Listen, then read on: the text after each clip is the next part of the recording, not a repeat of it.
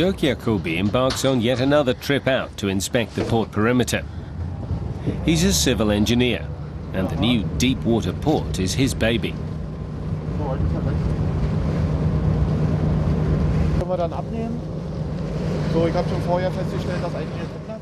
What does he have to look out for today then? Damage done to the quay by ships that have already docked here. For example, we just passed one, a little crack in the concrete. Something scraped along it, so we have to document that so we don't get blamed.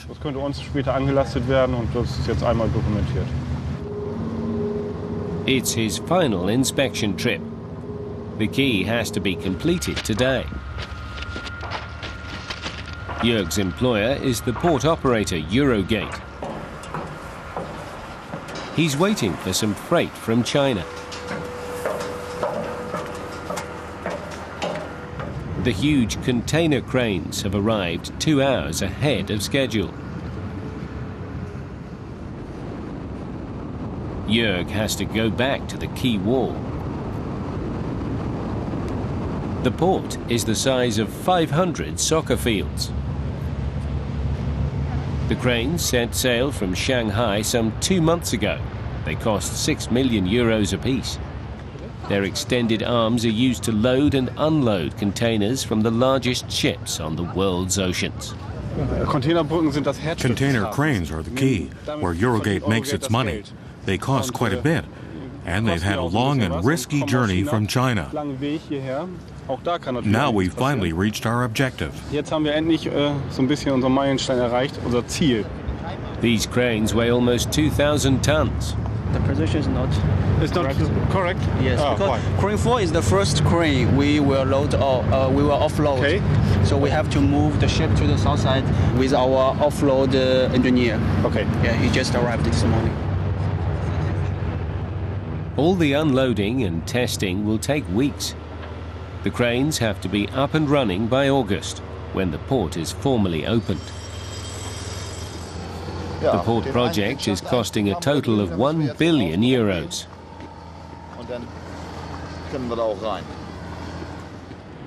So far today, everything's on schedule.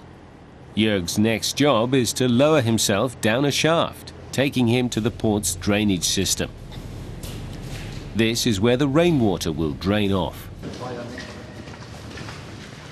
To prevent hazardous substances from entering the North Sea in the case of an accident, the tunnels can be closed using this gate.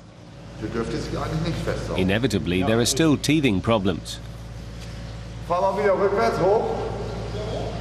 the system works. That said, surely there are some setbacks that aren't apparent to visitors. There are a few minor bugs that you always get. You have problems even if you build a small garage. In building a port, you get a lot of little problems. Everything's okay. And we're working by the schedule that ends on August 5th, 2012. Thanks. They're not the only ones with high expectations for the new port. The entire region is hoping it will rejuvenate the local economy. Currently, tourism earns more than industry in this part of northern Germany.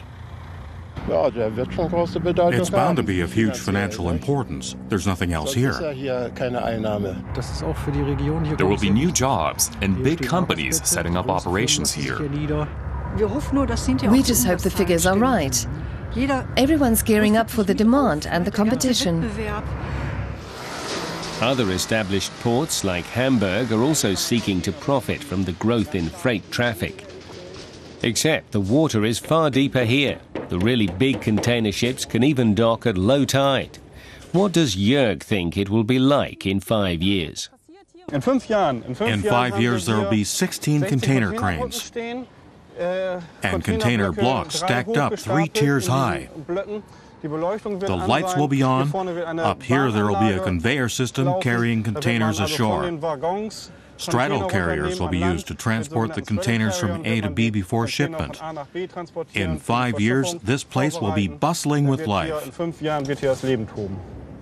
Wilhelmshaven will really be on the world map.